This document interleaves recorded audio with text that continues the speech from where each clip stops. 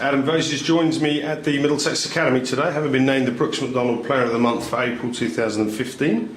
Knocks of 29 and 72 against Notts, 98 and 132 against Somerset. Saw you finish the month with an average of 82.75. Congrats, mate. It's been quite some month.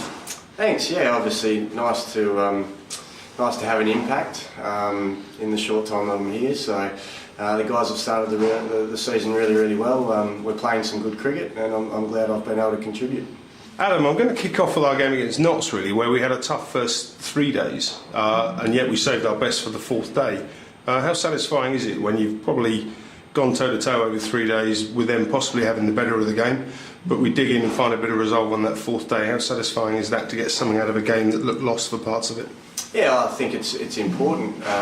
Obviously, you're right, we were outplayed for the first 3 days of that game, and had a lot of work to do in the fourth innings of the match to try and save it after being asked to try and make 500 or something, which was never really going to be realistic. So to come away with a draw to bat for 120 odd overs or however long we did, I thought was a terrific effort.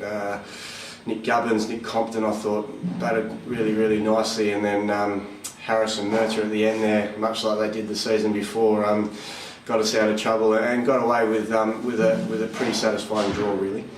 It's a bit of deja vu with Harris and Mertz carrying on from where they left off against Lancashire, but you last played for our Championship side 2 years ago, Adam. Do you think we're better placed now to cope with challenges like that, and we've got a bit more backbone and steel in us?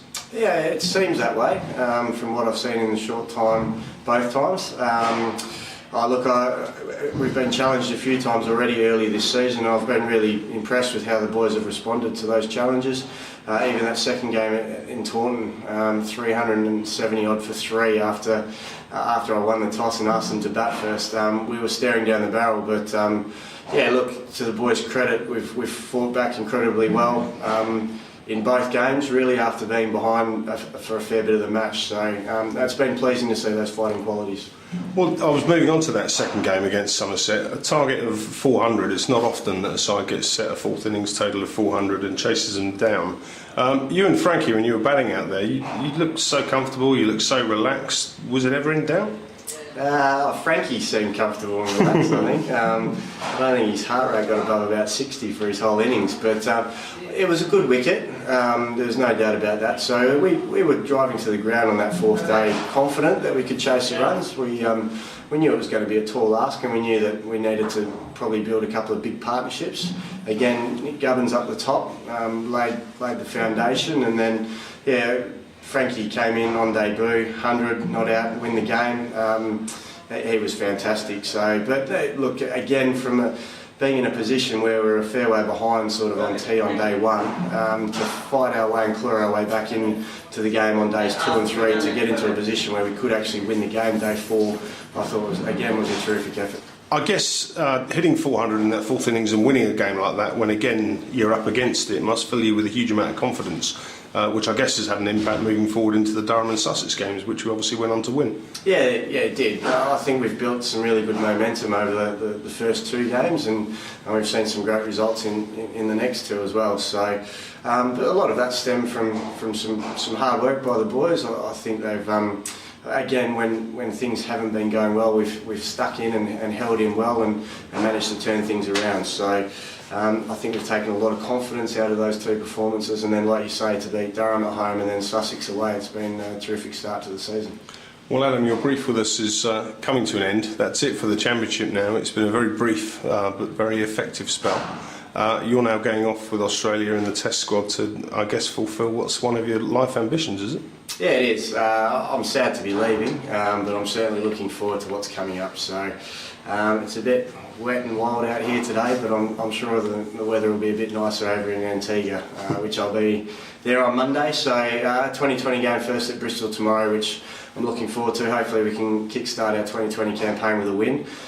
Be a nice way to leave with another win, and then yeah, looking forward to joining up with the Aussie guys. Well, Adam, you joined us in exceptional form. I mean, after a brilliant winter over for Western Australia.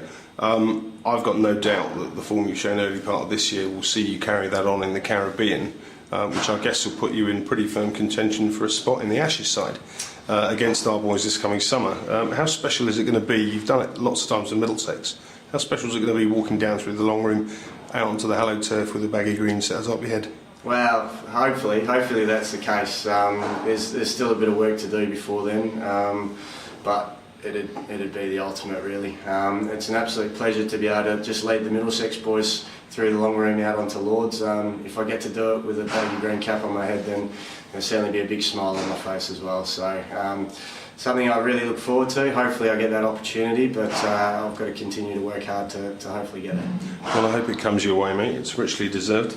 Adam, finally, we're about to present you with a cheque for £1,000. Any thoughts on how you're going to spend your newfound wealth? No, but I like the size of that novelty cheque over there.